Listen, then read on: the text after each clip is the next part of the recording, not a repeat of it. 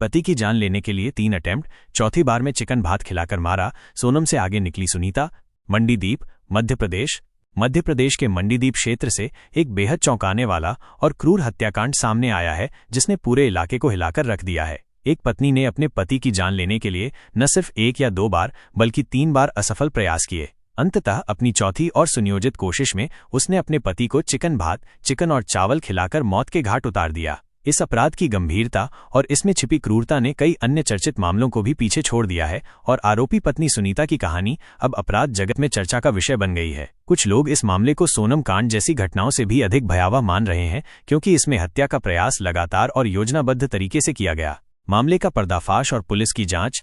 घटना का खुलासा तब हुआ जब मंडीदीप पुलिस थाने में एक व्यक्ति राजेश, बदला हुआ नाम, की संदिग्ध परिस्थितियों में मृत्यु की सूचना मिली। राजेश की पत्नी सुनीता ने पुलिस को बताया कि उसके पति की तबीयत खराब चल रही थी और रात में अचानक उनकी मौत हो गई। प्रारंभिक तौर पर चूंकि राजेश कुछ समय से बीमार चल रहा था, तो इसे स्वाभाविक मौत माना जा सकता था। हालांकि पुलिस को कुछ बातों पर संदेह हुआ। राजेश के शरीर पर कुछ मामूली निशान थे और सुनीता का व्यवहार भी अत्यधिक घबराहट भरा था, जो कि एक शोकाकुल पत्नी के व्यवहार से कुछ अलग था।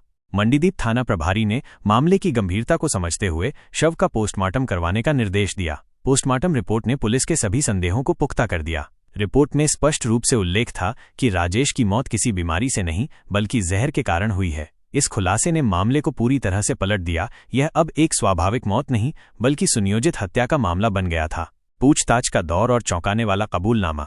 पोस्टमार्टम रिपोर्ट के आधार पर पुलिस ने मृतक की पत्नी सुनीता को हिरासत में ले लिया और उससे सख्ती से पूछताछ शुरू की। शुरुआत में सुनीता ने खुद को निर्दोष बताया और पुलिस को गुमराह करने की कोशिश की। उसने दावा किया कि उसके पति की तबीयत अचानक बिगड़ गई थी, लेकिन जब पुलिस ने उसे पोस्टमार्टम रिपोर्ट के तथ्य बताए और लगातार दबाव बनाया तो सुनीता आखिरकार टूट गई। उसने न सिर्फ अपने पति की हत्या करना स्वीकार किया, बल्कि अपने ही पति को खत्म करने के लिए किए गए 3 असफल प्रयासों की भी चौंकाने वाली कहानी बयां की। सुनीता ने बताया कि राजेश से उसकी शादी के बाद से ही उनके संबंध अच्छे नहीं थे। राजेश शराब का आदी था और अक्सर सुनीता के साथ मारपीट करता था। वो राजेश से छुटकारा पाना चाहती थी ताकि वो अपनी जिंदगी अपने हिसाब से जी सके। 3 असफल प्रयास और चौथी बार में सफल हत्या। सुनीता ने पुलिस को बताया कि उसने राजेश को मारने के लिए पहले भी कई बार कोशिशें की थीं, लेकिन हर बार वो असफल रही।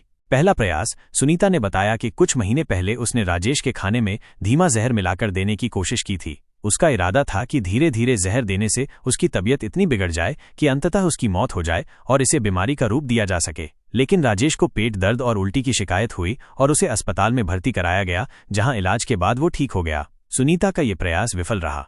दूसरा प्रयास, कुछ समय बाद सुनीता ने राजेश को अधिक मात्रा में नींद की गोलियां देने की योजना बनाई। उसने उसके पानी में अधिक मात्रा में नींद की गोलियां घोल दी ताकि वो गहरी नींद में चला जाए और फिर वो उसे किसी तरह मार सके। लेकिन राजेश को केवल बहुत अधिक नींद आई और वो कई घंटों तक सोने के बाद भी होश में आ गया। यह प्रयास भी असफल रहा और राजेश को कोई गंभीर नुकसान नहीं हुआ।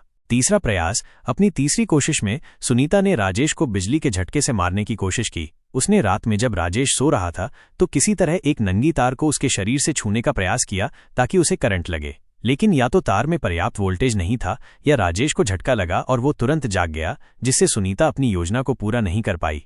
चौथा और सफल प्रयास, चिकन भात का सहारा। अपने 3 असफल प्रयासों के बाद सुनीता ने और अधिक शातिर तरीका अपनाने का फैसला किया। उसने सोच समझकर एक ऐसी योजना बनाई जिसमें संदेह की गुंजाइश कम हो। उसने अपने पति राजेश के लिए उसकी पसंदीदा डिश चिकन भात, चिकन और चावल बनाई। ये देखकर राजेश खुश हुआ, क्योंकि वो जानता था कि सुनीता अक्सर ऐसा नहीं करती थी। खाने में सुनीता ने भारी मात्रा में तेज जहर मिला दिया था, जिसकी मात्रा इतनी अधिक थी कि किसी भी हालत में राजेश बच न पाए। रात के खाने में स्वादिष्ट चिकन भात खाने के बाद राजेश जल्द ही अचेत हो गया और कुछ ही देर में उसकी मौत हो गई। सुनीता ने यह सुनिश्चित किया कि मौत के बाद कोई तुरंत उस पर संदेह न करे। उसने शोर मचाया और पड़ोसियों को यह विश्वास दिलाने की कोशिश की कि राजेश की मृत्यु उसकी बीमारी के कारण ही हुई है। सोनम से आगे निकली सुनीता की क्रूरता। पुलिस अधिकारियों और स्थानीय लोगों के बीच इस मामले की चर्चा में सोनम नाम का उल्लेख इसलिए हो रहा है क्योंकि ये किसी ऐसे चर्चित क्रूर हत्याकांड की ओर इशारा करता है जिसमें किसी महिला द्वारा योजनाबद्ध तरीके से हत्या की गई हो। सुनीता के मामले में हत्या करने के लिए लगातार 3 असफल प्रयास करना और फिर चौथी बार में इतनी ठंडे दिमाग से उसे अंजाम देना उसकी क्रूरता और दृढ़ संकल्प को दर्शाता है। यह दिखाता है कि वो कितनी दृढ़ता से अपने पति से छुटकारा पाना चाहती थी और इसके लिए उसने कोई कसर नहीं छोड़ी। उसकी ये परसिस्टेंस और आपराधिक मनस्थिति कई अन्य मामलों से भी अधिक भयावह मानी जा रही।